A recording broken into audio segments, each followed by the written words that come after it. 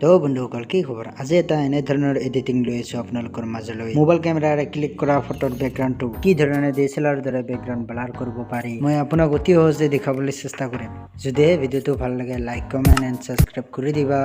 তো বলক মেইন ভিডিওটোলৈ প্ৰথমতে স্ন্যাপছেড এপছটো ওপেন কৰি লম প্লাস ইনটোত গৈ ফটোখন সিলেক্ট কৰি লম ফটোখনৰ এক্সট্ৰা পাৰ্টটো ক্ৰপ কৰি লম Next, pencil চিনটোত গৈ হিলিং বুলি আছে তাত গৈ ফটোখনত এপ্লাই কৰি এনেকে ৰিমুভ কৰি লম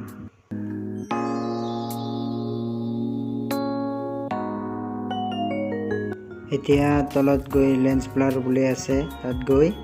ফটোখন সম্পূৰ্ণভাৱে ব্লাৰ কৰি লম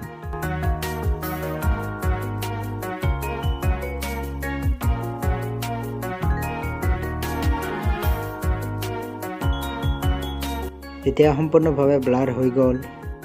নেক্সট ডিটেইলছ টুলত গৈ ফটোখন অলপ স্মুথ কৰি লম মানে ব্লাৰটো অলপ স্মুথ কৰিম এতিয়া ফটোখন অলপ কালাৰ কৰিম ফেন্টেগত গৈ 6 নম্বৰ কালাৰটো সিলেক্ট কৰি কালাৰ এডজাস্ট কৰিম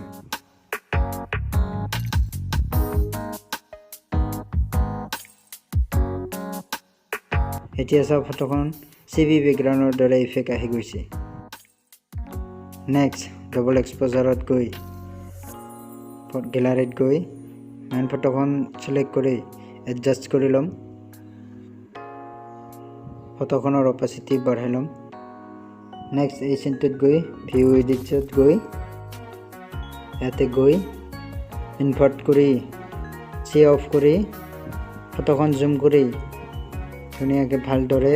এপ্লাই কৰিম ইয়াতে আপুনি যিমানে টাইম দিব পাৰে এডিটিংটো নিশ্চয় সিমানে বেছি ভাল হ'ব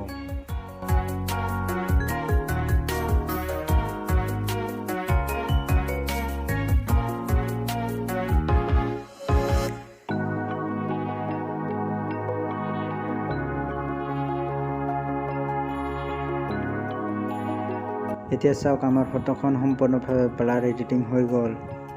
এতিয়া চাওক বিফৰ এণ্ড আফটাৰ এতিয়া ফটোখন সেভ কৰি লাইটৰুম এপছত লৈ যাই অলপ কালাৰ ইফেক্ট দিম ঠিক তেনেদৰে ফটোখন লাইটৰুম এপছত এড কৰি লম আপোনালোকে ভালদৰে চাওক ফটোখন কি ধৰণে কালাৰ ইফেক্ট দিম